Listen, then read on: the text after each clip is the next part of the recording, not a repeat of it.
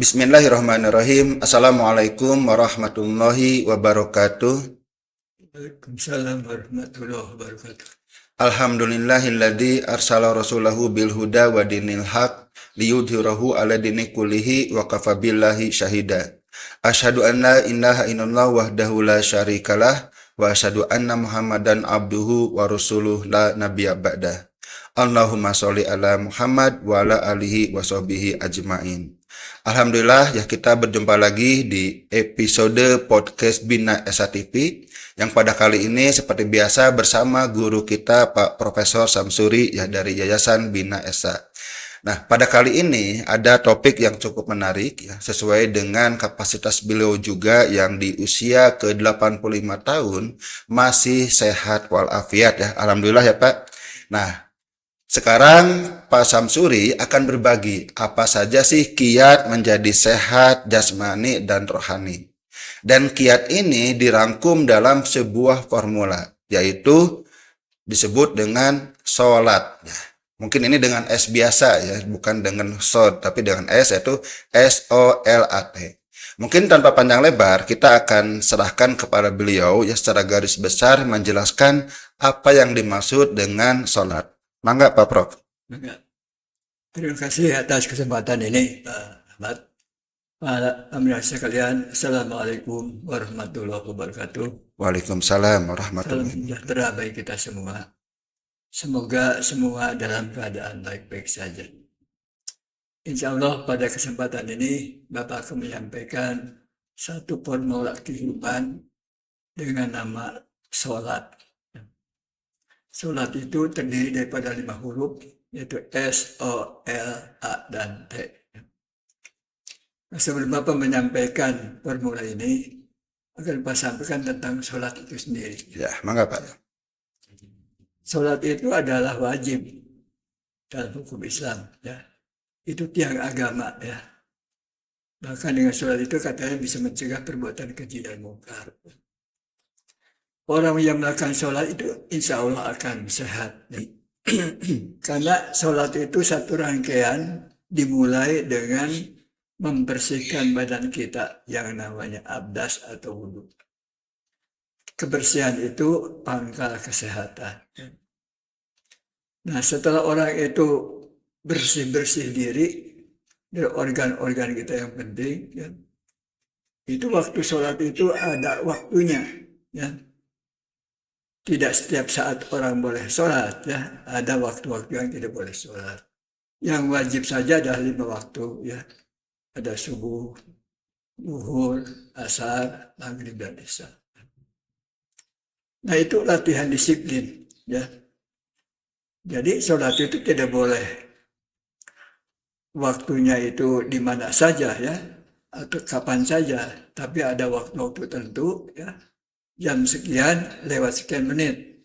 Kalau sholat tepat waktu itu lebih bagus dibandingkan apabila kita tidak tepat waktu. Nah, kebiasaan tepat waktu juga itu akan menyebabkan itu akan bahagia, kita tenang. Ya. Kalau kita punya pekerjaan, kalau kita biasakan disiplin waktu, biasanya pekerjaan itu akan bisa dilaksanakan dengan baik. Nah, itu akan mempengaruhi jiwa kita menjadi kita itu tenang, ya, dan tidak merasa kecewa dan sebagainya. Nah, sholat itu juga ya posisinya ada berdiri, ada ruku, ada sujud, ya. Itu semua akan menggerakkan badan kita, ya. Jadi ruku, ya. Jadi kita dongkok ke depan, ya. Itu juga akan menyebabkan ya badan kita itu jadi lentur, ya. Kemudian sujud, ya. Nah, berdasarkan banyak penelitian ilmiah, sujud itu baik sekali, ya. Sebab waktu sujud itu darah kita mengalir ke kepala kita. Ya. Sehingga peredaran darah dengan orang yang sering sujud itu akan lebih baik dan lebih lancar. Tentu dampaknya itu adalah menjadi sehat.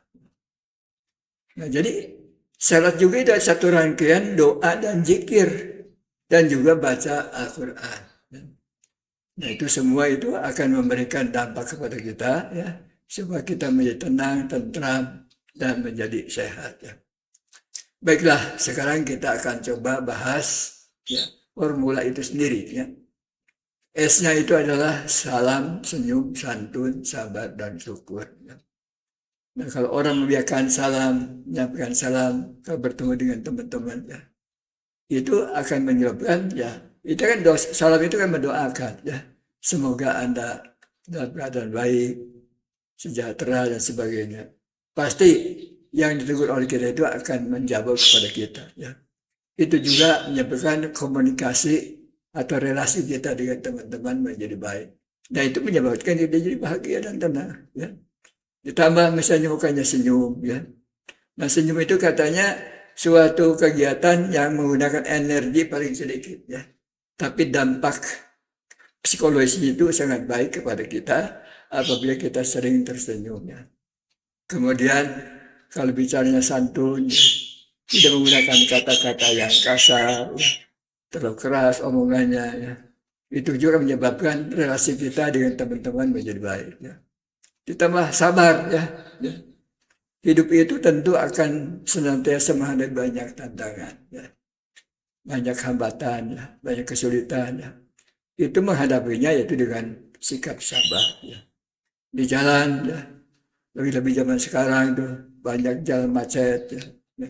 Nah, itu juga kita dituntut kesabaran, ya. Kalau tidak sabar nanti kita akan menjadi sakit, ya. Nah, yang kedua adalah harus banyak bersyukur, ya. Berterima kasih pada Allah, ya. Kita diberikan badan yang sehat misalnya, ya. Yang punya pekerjaan diberikan pekerjaan, ya. Yang punya penghasilan, ya. Masih punya keluarga, ya.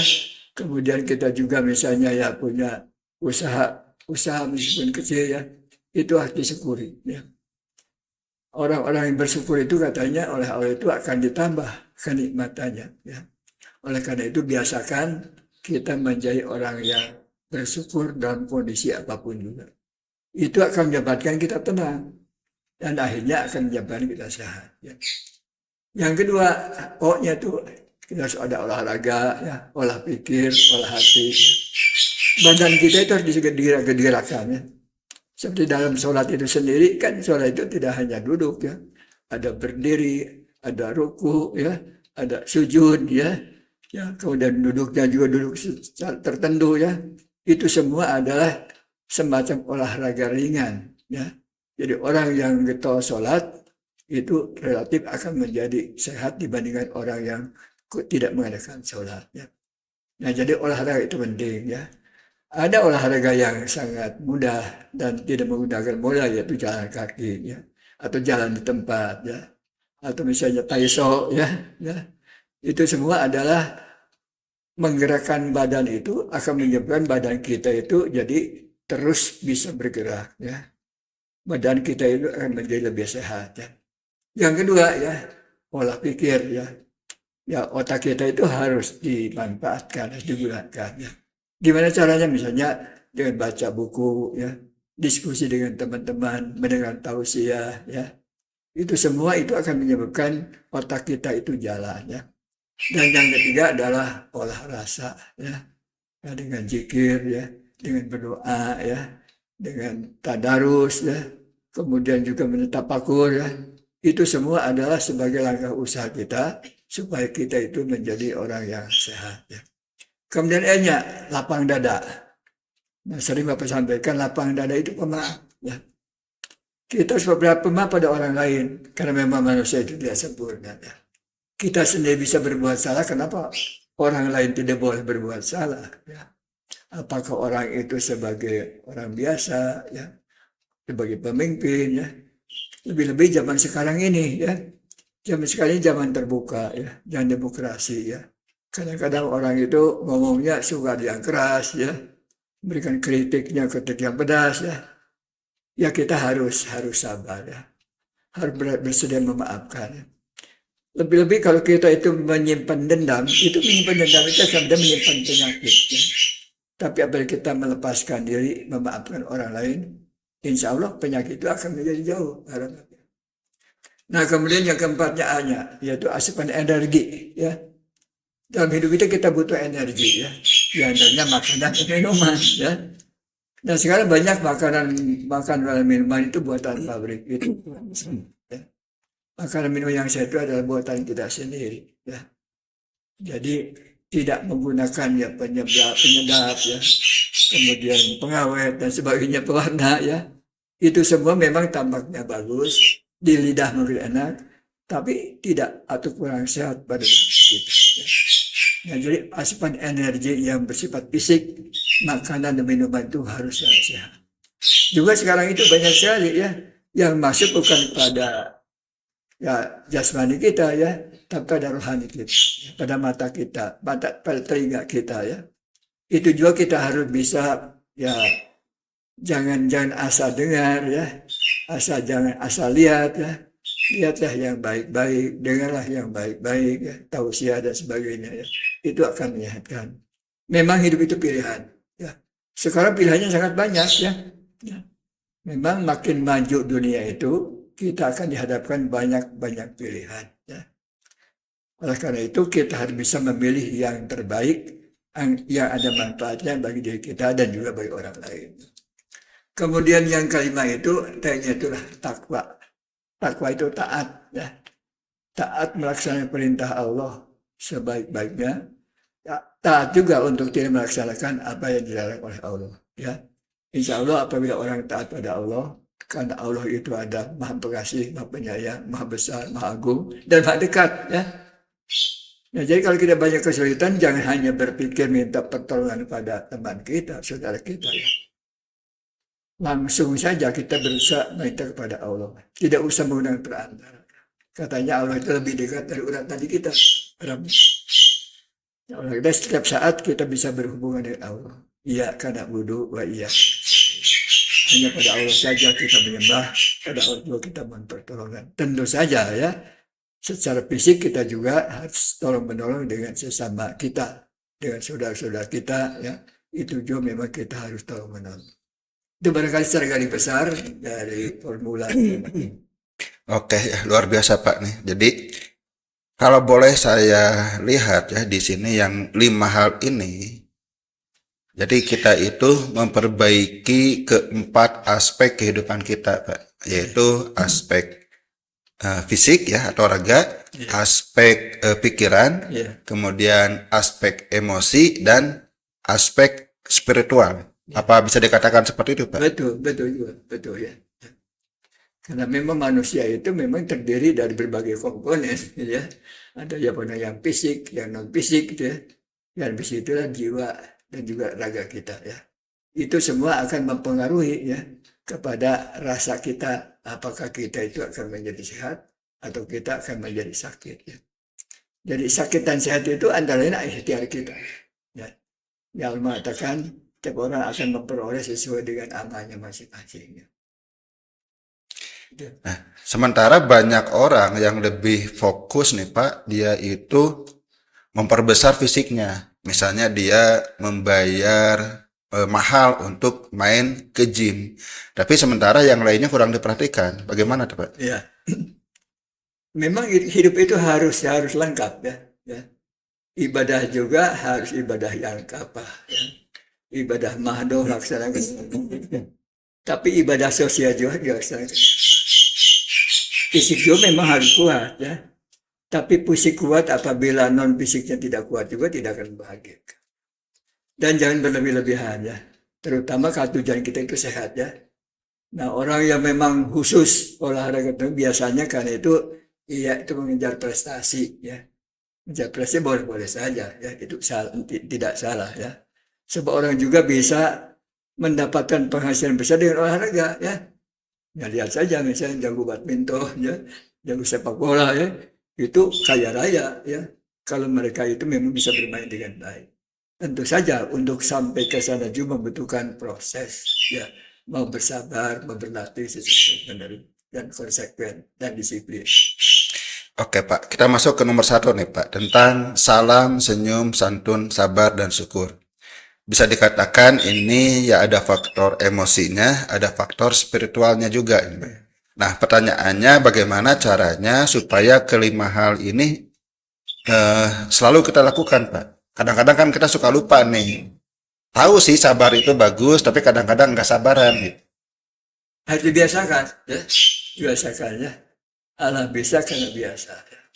Jadi kalau kita sudah biasa ketemu dengan orang mengucapkan salah, bahkan usahakan kita jangan didahului oleh orang lain ya. Begitu ketemu kita bersalah ya. Dengan ucapan, bisa juga dari secara fisik ya, bersahabat itu bagus ya. So dengan demikian nanti hubungan kita dengan orang itu akan makin dekat. Juga misalnya biasakan kita itu senyum ya.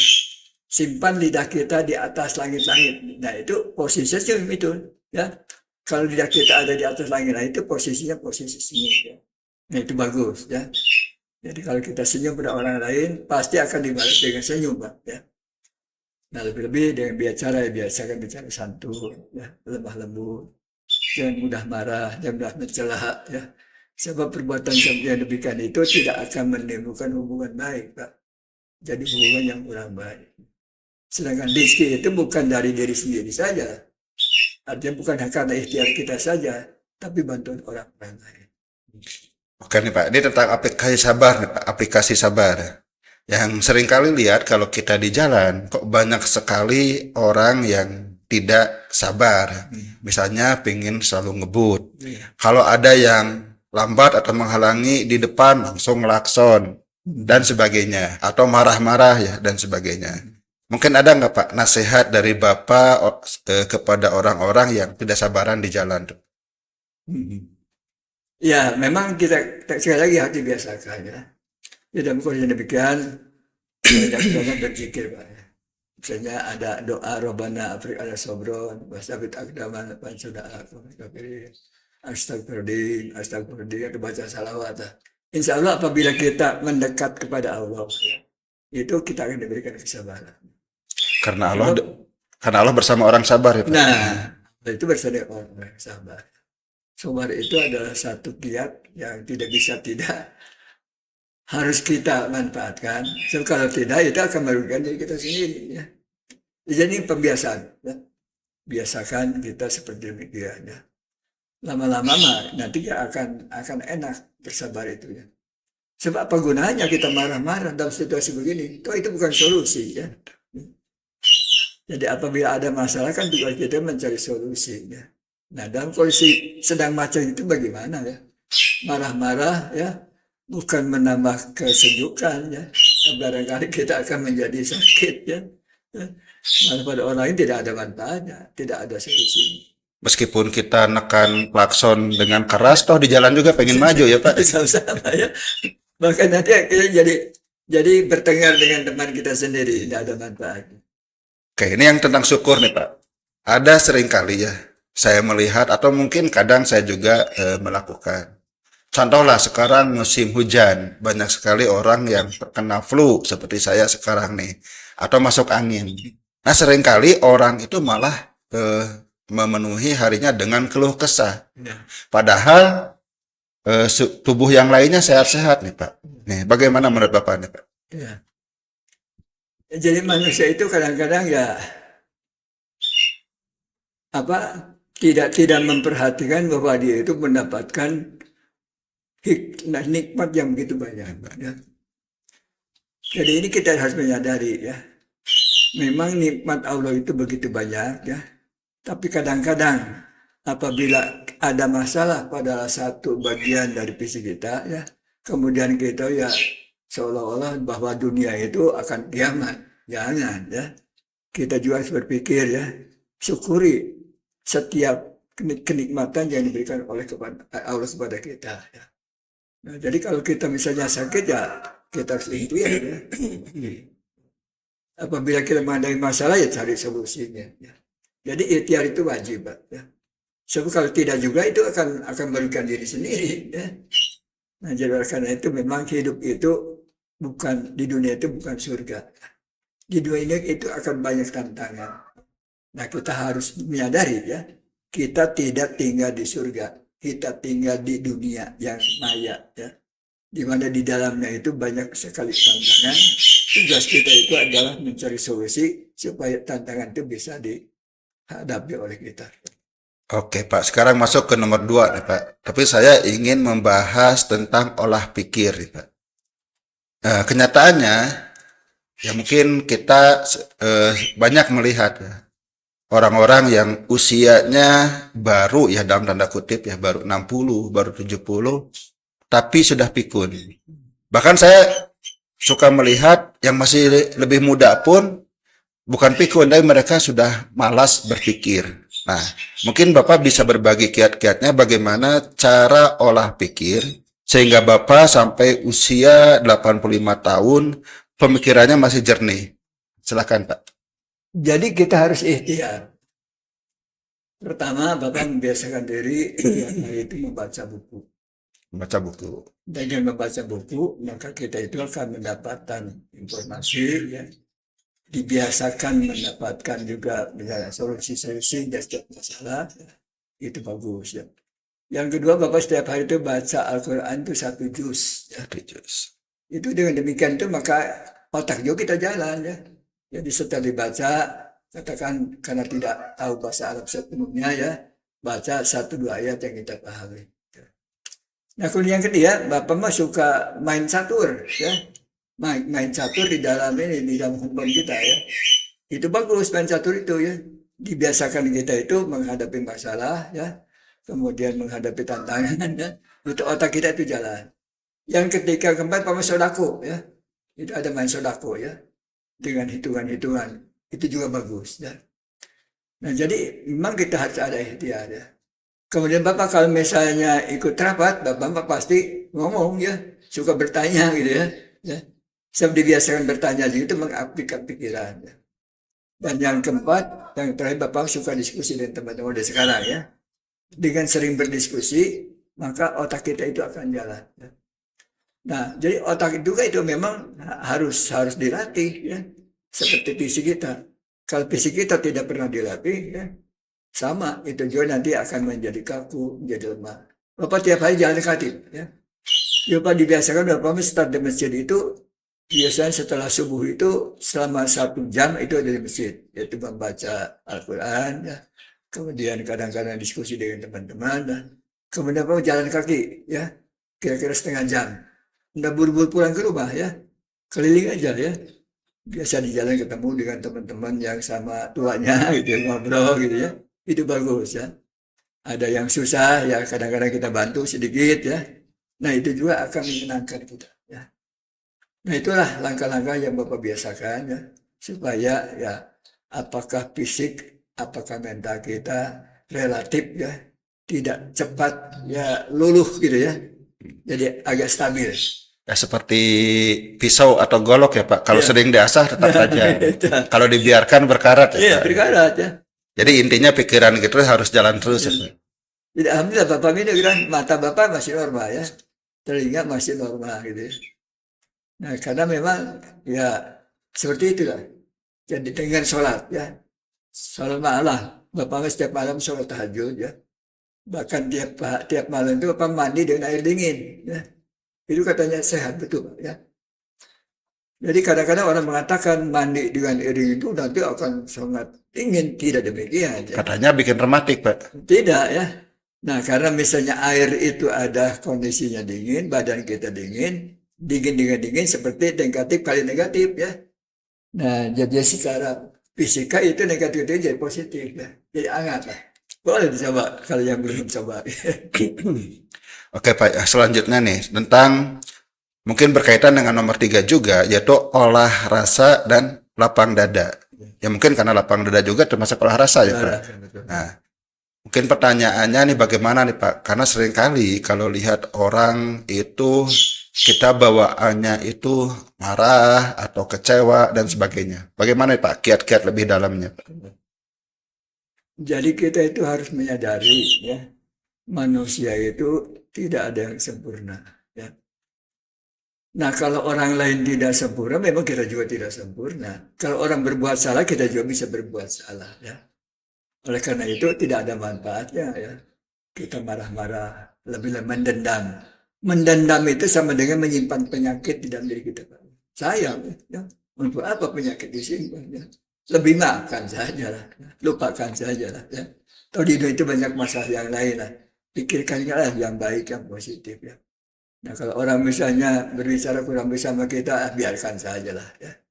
Daripada kita lawan, ya, kemudian bertengkar dan sebagainya, Kalau orang penyakit jantung itu bahaya Pak ya.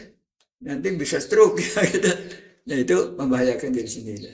Memang biasa kan ada aturannya katanya kalau kita sedang marah, sedang berdiri coba duduk ya, duduk supaya berbaring ya. Kemudian bicaranya jangan keras ya. Kalau berbicara keras juga nanti lawan kita juga akan bicara keras lagi, nanti makin lama makin keras ya. Dan akhirnya itu akan merusak diri sendiri. Ya memang dilatih Pak. Oke Pak, selanjutnya nih tentang asupan nih Pak. Asupan energi baik fisik maupun mental. Apa saja nih Pak asupan fisik dan asupan mental yang biasa Bapak dapatkan? Asupan fisik itu kan makanan dan minuman Pak ya. Sekarang itu banyak sekali makanan dan minum pabrik Pak. Itu kurang sehat ya. Apa sebabnya? Bagaimanapun juga yang buatan pabrik itu pasti ada pengawet. Meskipun ngomong tidak kan bohong gitu ya. Pasti ada pengawetnya. Ya. Ada penyedapnya ya. Makin enak di lidah kita, sebenarnya penyedapnya makin banyak ya. Ada pewarnanya ya. Nah itu semua kurang sehat ya. Biasakanlah makanan-makanan buatan kita ya. Banyak makanan kita yang relatif sederhana dan murah ya. Biasakan banyak sayur ya. Ya kalau bisa buah-buahan ya. Nah itu buah-buahan yang mahal ya. Pisang itu kan relatif murah lah ya. Pisang aja gitu ya. Nah kemudian sayur juga Bapak suka buat sayur sendiri ya. Jadi tanam kita ya. Orang Jepang itu karena tanahnya lebih sempit dibanding kita Pak. Tanam sayurnya digantung-gantungkan Pak ya. Nah Semacam kita itu hidroponik ya Pak? kita itu malas ya. Jadi banyak sekali orang kita itu malas, sayur harus beli saja ya. Lebih baik sayur itu tanam sendiri ya. Sebab tanam sendiri biasanya kan tidak pakai pengawet, Pestisida. tidak pestisida ya. Itu lebih sehat dibandingkan dengan yang kita beli dari luar ya. Nah, kalau asupan mental gimana Pak? Ya mentalnya seperti tadi ya. Jadi kita harus banyak berzikir ya. Kemudian banyak bersabar. Kan zikir itu diharapkan jangan hanya 1 kali 2 kali. Misalnya minimal kalau pada sholat wajib itu kan subhanallah 33 ya, kemudian takbirnya 33 ya. Nah itu kan dengan diperbanyak zikirnya itu latihan mental sabar. Ya. Bahkan ada yang baca 100 kali ya, ada 500 kali ya. Itu adalah sebagai latihan mental supaya kita itu menjadi orang yang tobat ya. Nah, termasuk yang sholat ya, biasakan sholat itu yang wajibnya saja, sama dengan sholat sunnah ya. Kemudian biasakan misalnya kita berpuasa ya. Nah, Nabi itu ada setiap Senin dan Kamis itu berpuasa ya. Nah, itu dengan cara demikian itu insya Allah kita akan menjadi orang yang sabar, yang teguh, ya, yang istiqomah. Ya. Oke, nah seringkali Pak kita mungkin tanpa sengaja ya karena mungkin menonton TV atau menonton YouTube, TikTok dan sebagainya sudah menjadi kebiasaan saat ini. Seringkali orang itu terpapar dengan asupan mental yang negatif Pak, seperti berita-berita perang, berita kekerasan, berita kejahatan dan sebagainya. Bagaimana Pak cara mengatasinya? Nah, Bapak itu sekarang handphone Bapak itu di apa ya bayar sedikit gitu ya sehingga tidak ada itunya tidak ada iklannya ya jadi tidak iklannya enak lah Bapak baca artikel yang bagus ya banyak sekali yang bagus ya tausiah dan sebagainya tidak ada gangguan ya sebenarnya murah itu hanya 100.600 rupiah itu untuk 1 tahun Pak ya. Jadi dengan demikian maka kita tidak terganggu ya dengan iklan-iklan yang relatif ya kurang bagus ya. Jadi memang ini ikhtiar. Ya. Jadi manusia itu ya jangan mudah menyerah dengan keadaan yang ada ya. Kita berani mencari solusi supaya hal-hal yang bisa mengganggu kita itu ya dihindari. Tentunya berkorban ya. Tapi kan korban tidak begitu banyak ya. 100.000 misalnya 1 tahun itu ya 1 bulan itu hanya sekitar berapa rupiah ya. Jadi tidak besar. Tapi memang kita cari ya. Artinya kita yang mengendalikan apa yang kita lihat dan tonton ya Pak. Ya betul ya. Kayak yang terakhir ya Pak, tentang takwa. Apa nih Pak kaitan takwa dengan sehat jasmani dan rohani? Kan takwa itu artinya kepada Allah ya. Laksanakan segala perintahnya dan jauhi semua larangan. Kalau kita melaksanakan perintah Allah akan jadi sehat. Allah merintahkan sholat, kita laksanakan kepada yang baik. Allah memerintahkan supaya kita puasa, laksanakan puasa dengan baik. Allah supaya kita mau berbagi ya, dengan sedekah ya, itu akan menyenangkan. Ya. Jadi kalau kita banyak sedekah, sebenarnya bukan membuang uang itu ya. Kita itu sedang berbisnis dengan Allah. Ya. Ingat, para hadirin sekalian ya, sedekah itu akan dikembalikan oleh Allah kepada kita itu 10 kali lipat minimal. Ya. Bahkan kadang-kadang disebutkan 70 kali lipat, bahkan sampai 700 kali lipat. Ya. Nah, jadi biasakanlah keluarkan sebagian milik kita itu ya, untuk kepentingan orang lain yang kondisinya memang di bawah kita. Nah, tapi kadang-kadang ya tapi sedekah juga harus tahu diri ya. Kalau kita misalnya di masjid ya ada kenceng ya kadang kita ya keluarkan milik kita. Kalau kondisi kita memang sedang ya uangnya sedikit ya keluarkanlah misalnya 1.000 atau 5.000 ya. Tapi kalau kita sebagai orang yang kan pendapatannya gede, jangan 1.000 atau 2.000 Pak ya. Tapi misalnya 50.000, 100.000 ya. Tapi tidak bisa diperlihatkan pada orang lain ya. Sebab kadang-kadang orang itu sengaja diperlihatkan uangnya gede itu jangan ya. Jadi yang seperti demikian itu seolah-olah pamer ya. Gitu itu hebat, jangan ya. Ya. Sebab Allah itu akan tahu berapa uang yang kita keluarkan. Tapi tadi harus kita tahu diri. Kalau kita orang kaya ya keluarkannya itu hasil sesuai dengan kekayaan kita. Kalau tidak itu berarti kita tidak tahu diri. Kita harus bersyukurlah. Misalnya orang kaya oleh Allah itu diberikan rezeki yang banyak. Nah, tapi kadang-kadang kita juga sedang ya bokeh ya kita juga keluarkanlah meskipun sangat kecil. Uang 1.000 barangkali ya bagi orang yang susah itu nilainya lebih tinggi dibandingkan orang mengeluarkan 100.000 tapi sambil pamer ya. Nah itu mah tidak ada pahalanya. Oke, luar biasa nih Pak. Saking asiknya kita ngobrol, waktunya udah lewat nih Pak. Mungkin Pak kita tutup saja dengan kesimpulan nih Pak tentang kiat sehat jasmani dan rohani itu. Ya. Bangga Pak. Pertama, sholat itu adalah hukumnya wajib. Ya. Sholat itu mencegah perbuatan keji dan mungkar. Oleh karena itu laksanakan sholat. Sebab dia melaksanakan sholat dengan baik saja, insya Allah dijamin kita itu kan menjadi sehat. Sebab sholat itu rangkaian kegiatan ya, yang bersifat fisik dan juga non-fisik. Ya. Itu akan menyehatkan. Yang kedua, ya ini sebagai tambahan ya, bahwa sholat itu merupakan satu formula. Ya. Apabila formula itu kita lakukan, insya Allah kita menjadi orang sehat. S-nya salam, senyum, santun, sabar, syukur, biasakan. Ya. E-nya itu ada olahraga, olah pikir, olah rasa, semua laksanakan. E-nya lapang dada, harus bermaaf pada orang lain. Jangan menyimpan dendam lah, tidak ada gunanya. Itu yang penting menyimpan penyakit ya. Untuk apa penyakit disimpan? Penyakit itu harus dibuang. Ya. Kemudiannya A-nya itu adalah asupan energi. Dan hal ini bukan masalah, tapi asupan energi yang sehat. Ya. Apakah energi fisik, apakah energi mental. Ya. Memang kita bisa memilih ya, terutama sekarang itu handphone kita itu penuh dengan berbagai informasi ya. Informasi yang bagus banyak ya, tapi yang tidak bagus juga banyak. Nah, ini hidup itu pilihannya. Jadi pilihlah sesuatu yang bermanfaat ya, tapi jangan memilih sesuatu yang tidak manfaatnya. Dan D-nya itu takwa ya. Kalau menyatakan wa may yattaqillaha juga bayar cukup min haitsu la yahtasib. Jadi orang yang bertakwa itu akan diberikan jalan keluar dari setiap masalah yang dihadapi. Jadi orang susah dan jadi senang ya. Orang sakit jadi sehat ya. Nah oleh karena itu mari kita berusaha menjadi orang yang takwa. Taat, laksanakan sepenuhnya apa yang diperintahkan oleh sesuai dengan kemampuan kita tentunya ya. Tapi juga jauh sesuatu yang memang dilarang oleh Allah. Insya Allah ya, kita akan sehat ya semuanya, bahagia di dunia dan bahagia di akhirat. Nah itu tujuan kita. Jadi doa sapu jagat itu jangan dibaca seolah-olah itu ya tambahan, jangan Pak. Kadang-kadang orang itu menganggap Robbana atina fid dunya hasanah itu sebagai doa pelengkap saja. Padahal itu doa yang paling hebat ya, yang paling lengkap dulu itu Pak ya. Banyak paling sedikit kalau pada sholat wajib itu 10 kali. Robbana atina fid dunya hasanah wa fil akhirati hasanah ya.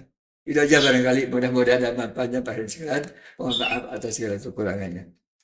Oke, luar biasa ya para pemirsa. Kita sudah belajar satu lagi kiat sukses dari Pak Profesor Samsuri yang sudah terbukti ya beliau sampai usia saat ini 85 tahun masih sehat, baik secara fisik maupun secara rohani dan emosi, pikiran juga ya.